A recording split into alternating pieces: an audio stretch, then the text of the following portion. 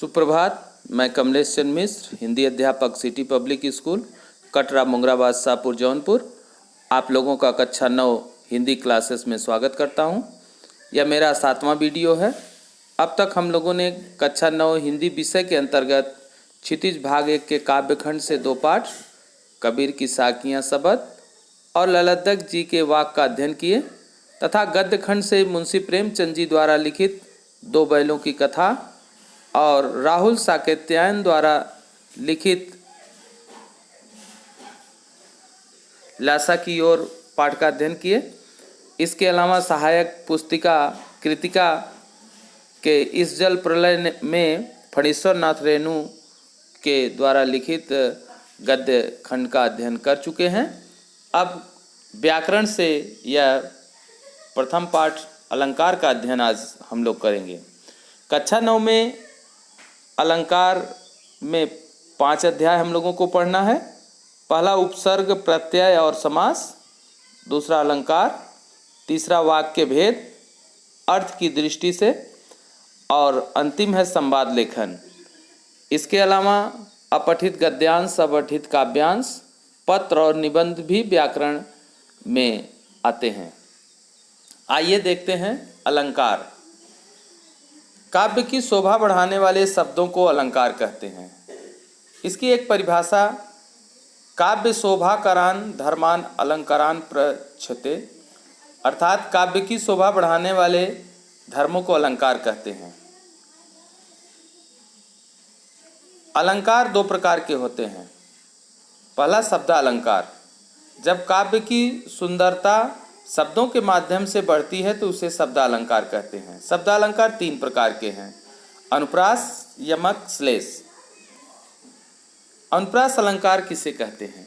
जिस काव्य रचना में समान व्यंजनों की क्रमशः आवृत्ति हो वहाँ अनुप्रास अलंकार कहते हैं। जैसे तरनी तनुजा तट तमाल तरुअर बहुछाए, त अक्षर की आवृत्ति बार बार होती है। चारु चंद्र की चंचर किरणें खेल रही जलथल में, रघुपति राघव राजा राम में र की आवृत्ति हो रही है। कालंदी कूल कदम की डारन में क की आवृत्ति, विमल वाणी ने बीणा ली व की आवृत्ति हो रही है। आइए अब दूसरा अलंकार यमक अलंकार देखते हैं। जिस अलंकार में कोई शब्द 2 बार आता है और उसके अर्थ अलग अलग होते हैं उसे यमक अलंकार कहते हैं। जैसे पक्षी पर छीने ऐसे परे पर छीने वीर, तेरी बरछीने ने बरछीने खलल के। यहाँ बरछीने शब्द 2 बार का प्रयोग हुआ है, इसलिए यहाँ यमक अलंकार है। अगला उदाहरण देखिए यमक अलंकार का। कनक कनकते सौगुनी मादकता अधिकार, या खाए बौराए जग या पाए बौराए। यहाँ कनक कनक शब्द 2 बार आए हैं और इसके अर्थ अलग अलग हैं, इसलिए यमक अलंकार है। काली घटा का घमंड घटा, घटा शब्द 2 बार आए हैं, इसके अर्थ अलग अलग हैं। वह 3 बेर खाती थी, वह 3 बेर खाती है। 3 बेर शब्द 2 बार आए हैं, इसके अर्थ अलग अलग हैं। माला फेरत जुग भया, गया न मन का फेर, कर का मन का डारी दे, मन का फेर। मन का शब्द 2 बार आने की वजह से यहाँ यमक अलंकार है। अब शब्दालंकार का तीसरा भेद श्लेष अलंकार है। श्लेष का अर्थ होता है चिपकना। जहाँ शब्द 1 बार आए और उसके अर्थ 1 से अधिक हो उसे श्लेष अलंकार कहते हैं। इसका उदाहरण देखिए। जे रहीम गत ग्रीब की, कुल कपूत गति सोय, बारे उजियारे करे बढ़े अधेरो होय। यहाँ बढ़े शब्द के 2 अर्थ हैं, इसलिए यहाँ श्लेष अलंकार है। मेरी भव बाधा हरो राधा नागरी सोय, जा तन की झाई परै श्याम हरित दुत होय। यहाँ हरित शब्द के 2 अर्थ हैं। सुबिरन को ढूंढत फिरत कब व्यभिचारी चोर। सुबिरन के यहाँ 3 अर्थ हैं, सुंदर अक्षर, सुंदर वर्ण और सोना, इसलिए यहाँ श्लेष अलंकार है। रहीमन पानी राखिए बिन पानी सब सून, पानी गए न उबरे मोती मानुष चून। पानी के 2 अर्थ हैं, इसलिए यहाँ श्लेष अलंकार है। अब अर्थालंकार देखते हैं। जब काव्य की सुंदरता अर्थों के माध्यम से बढ़ती है तो उसे अर्थालंकार कहते हैं।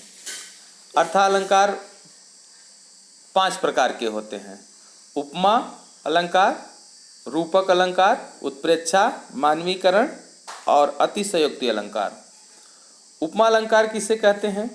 जहाँ पर किसी वस्तु या व्यक्ति की रूप गुण संबंधी विशेषता को स्पष्ट करने के लिए किसी दूसरी परिचित वस्तु या व्यक्ति से समानता प्रकट की जाती है, वहाँ उपमा अलंकार होता है। जैसे पीपर पास सरिस मन डोला, पीपर के पत्ते सा मेरा मन डोल गया। वह देखिए अरविंद से शिशुबिंदु कैसे सो रहे, से शब्द लगा हुआ है। तब तो बहता समय शिला सा जम गया, सा शब्द लगे होने के कारण यहाँ उपमा अलंकार है। उपमा का अर्थ होता है तुलना। हाय फूल सी कोमल बच्ची हुई राख की ढेरी, सी शब्द लगा है, सी सा से शब्द लगे होने के कारण अलंकार होते हैं। रूपक अलंकार, जहाँ रूप और गुण की अत्यधिक समानता के कारण उपमे पर उपमान का अभेद आरोप मान लिया जाए, वहाँ रूपक अलंकार होता है। उदाहरण देखिए, चरण कमल बंदो हरिराई, मैं भगवान के कमल रूपी चरण की वंदना करता हूँ। उदित उदयगिरी मंच पर रघुबर बाल प्रतंग, विकसे संत सरोज सब हर्षे लोचन भृंग। यहाँ उदयगिरी मंच पर रघुबर पर बाल प्रतंग का और संत पर सरोज का एवं लोचन पर भृंग का अभेद आरोप होने के कारण यहाँ रूपक अलंकार है। आए महंत बसंत, शशि मुख पर घूंघट डाले, मैया मैं तो लूँगा चंद्र खिलौना। यहाँ योजक चिन्ह लगा हुआ है। शशि मुख के बीच में एक हलंत है जिसे योजक चिन्ह कहते हैं। चंद्र खिलौना के बीच में भी योजक चिन्ह लगा हुआ है। आइए तीसरा अलंकार देखते हैं, उत्प्रेक्षा अलंकार। जहाँ रूप गुण आदि की समानता के कारण उपमेय में उपमान की संभावना प्रकट कर ली जाए या कल्पना कर ली जाए तो उसे उत्प्रेक्षा अलंकार कहते हैं। जिस कविता में मनु मानो जनु जानो ज्यों त्यों आदि शब्द आते हैं तो भी उसे उत्प्रेक्षा अलंकार समझ लिया जाता है। सोहत ओढ़े पीतपट श्याम सलोने गात, मनो नीलमणि शैल पर आपत परो प्रभाव। मनु शब्द लगा होने के कारण यहाँ उत्प्रेक्षा अलंकार है। चमचमात चंचल नयन बीच घूघट पट झीन, मनोह सुर सरिता विमल जल उर्छत जुगमीन। यहाँ मनोह शब्द लगा है। पाहुन जो आए हो गाँव में शहर के, मेघ आए बड़े बंठन के सवर के। यहाँ ज्यों शब्द लगा होने के कारण उत्प्रेक्षा अलंकार है। अगला अतिशयोक्ति अलंकार। जहाँ किसी वस्तु का अतिरंजित वर्णन होता है वहाँ अतिशयोक्ति अलंकार होता है, या जिसे बढ़ा चढ़ाकर वर्णन किया जाए, लोक सीमा से परे जिसका वर्णन किया जाए उसे अतिशयोक्ति अलंकार कहते हैं। उदाहरण देखिए, हनुमान जी की पूंछ में लगन न पाई आग, सारी लंका जल गई गए निशाचर भाग। हनुमान जी की पूंछ में आग भी नहीं लगी और लंका पूरी जल गई और सभी राक्षस भाग गए। इसमें बढ़ा चढ़ा के वर्णन करने के कारण अतिशयोक्ति अलंकार है। पड़ी अचानक नदी अपार, घोड़ा कैसे उतरे पार, राणा ने सोचा इस पार तब तक चेतक था उस पार। यह भी बढ़ा चढ़ा के वर्णन करने के कारण अतिशयोक्ति अलंकार है। और अंतिम है मानवीकरण। जहाँ जड़ प्रकृति पर मानवीय भावनाओं या क्रियाओं का आरोप हो वहाँ मानवीकरण अलंकार होता है। जैसे लो यह लतिका भी भर लाई, मधु मुकुल नवल रस गागरी। लतिका में मानवीय क्रियाओं का आरोप है, अतः यहाँ मानवीकरण है। मेघ आए बंठन के सवर के, बादल बारिश करने के लिए आए, ऐसे लग रहा है कि कोई मेहमान अपने ससुराल बंठन कर गए हों, इसलिए यहाँ मानवीय अलंकार है। कोपल के मृदु नयन थर थर थर पुलक गात, बीती विभावरी जाग रही, अंबर पनघट में डुबो रही, तारा घट ऊषा नागरी। इसमें भी मानवीकरण अलंकार है।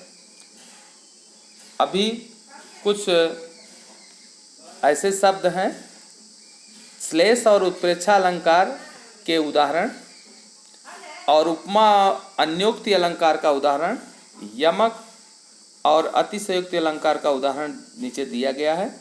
आप लोग इसका अध्ययन करें।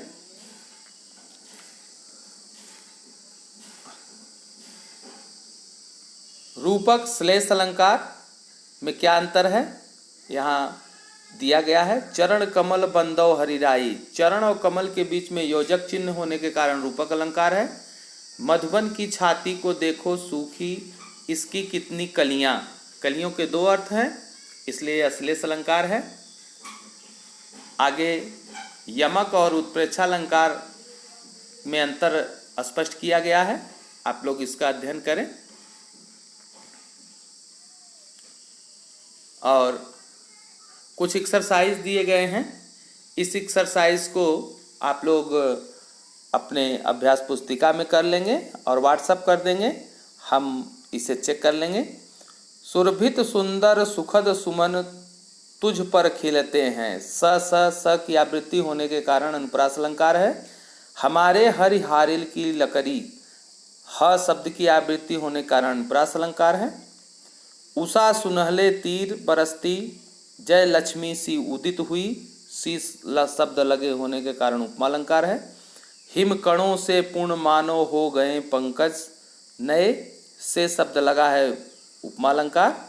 सहज सुभाय सुभग तन गोरे, स शब्द की आवृत्ति होने के कारण यहाँ अनुप्रास अलंकार है।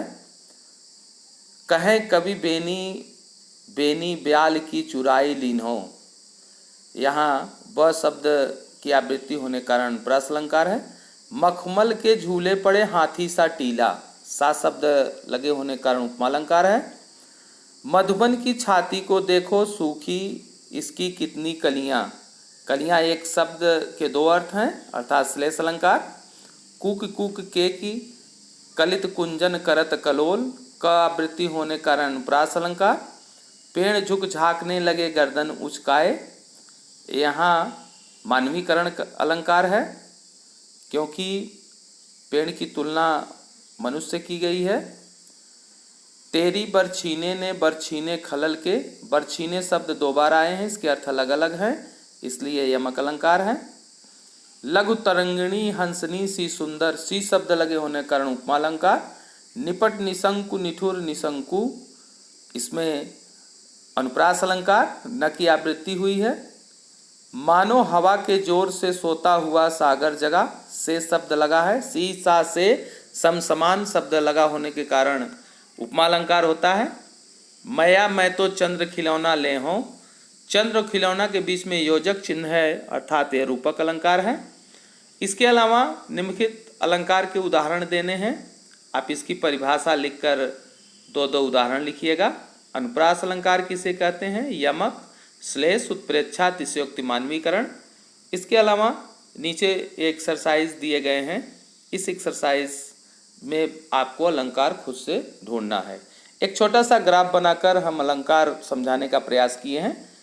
अलंकार किसे कहते हैं, काव्य की सुंदरता बढ़ाने वाले शब्दों को अलंकार कहते हैं। यह दो प्रकार के होते हैं, शब्दालंकार, अर्थात अलंकार। जब काव्य की सुंदरता शब्दों के माध्यम से बढ़ती है तो उसे शब्दालंकार कहते हैं, जब काव्य की सुंदरता अर्थों के माध्यम से बढ़ती है तो उसे अर्थालंकार कहते हैं। शब्दालंकार तीन प्रकार के होते हैं, अनुप्रास, यमक, श्लेष। अनुप्रास में किसी वर्ण की या अक्षर की आवृत्ति बार बार होती है, जैसे रघुपति राघव राजा राम, र शब्द बार बार आता है। तरन तनुजा तट तमाल तरुअर बहुछाए। यमक में वह अलंकार जिसमें कोई शब्द दो बार आए, उसके अर्थ अलग अलग हों, उसे यमक अलंकार कहते हैं। जैसे कनक कनक ते सौगुनी मादकता अधिकाय, या खाए बहुराय जग या पाए बहुराय। श्लेष अलंकार में कोई शब्द एक बार आते हैं, उसके अर्थ अलग अलग होते हैं, उसे श्लेष अलंकार कहते हैं। सुबिरन को ढूंढत फिरत कवि व्यभिचारी चोर। अर्थालंकार पांच प्रकार के होते हैं, उपमा, रूपक, उत्प्रेक्षा और मानवीकरण, अतिशयोक्ति अलंकार। उपमा अलंकार जब किसी वस्तु की तुलना उससे सुंदर वस्तु से की जाती है तो उसे उपमा अलंकार कहते हैं। जिस कविता में सी, सा, से, सम, समान जैसे इत्यादि शब्द आते हैं तो आप उसे उपमा अलंकार समझ लेंगे। हरिपद कोमल कमल से। रूपक अलंकार में दो शब्दों के बीच में योजक शब्द अगर दिखाई पड़ते हैं तो उसे हम रूपक अलंकार समझ लेते हैं। मैं तो लूँगा चंद्र खिलौना, चंद्र खिलौना के बीच में योजक चिन्ह है। चरण कमल बंदौ हरिराई, चरण कमल के बीच में भी योजक चिन्ह है। उत्प्रेक्षा अलंकार, जिस काव्य में या जिस कविता में मनु मानो, जनु जानो, ज्यों त्यों इत्यादि शब्द लगे हों तो आप समझ लीजिए उत्प्रेक्षा अलंकार है। पाहुन ज्यों आए हों गाँव में शहर के, सोहत ओढ़े पीत पटु श्याम सलोने गात, मनु मानव नीलमणि शैल पर आपत प्रयो प्रभात, इसमें भी मनव शब्द लगा होने के कारण उत्प्रेक्षा अलंकार है। ज्यों शब्द लगा होने के कारण उत्प्रेक्षा अलंकार है। अतिशयोक्ति अलंकार, जिस अलंकार में बढ़ा चढ़ा कर वर्णन किया जाए वो अतिशयोक्ति अलंकार है। हनुमान जी की पूंछ में लगन न पाई आग, सारी लंका जल गई गए निशाचर भाग। और मानवीकरण, जहाँ प्रकृति का उदाहरण मानवीय भावना या क्रियाओं द्वारा दिया जाए, मनुष्य के स्वभाव की तुलना प्रकृति से या प्रकृति की तुलना मनुष्य के स्वभाव से किया जाए, वहाँ मानवीकरण अलंकार है। मेघ आए बंठन के सवर के। इस प्रकार से अलंकार हम लोग आज देखें। अब अगले वीडियो में मैं किसी दूसरे व्याकरण के दूसरे पाठ से फिर रूबरू होंगे। तब तक के लिए धन्यवाद। आपका दिन शुभ हो।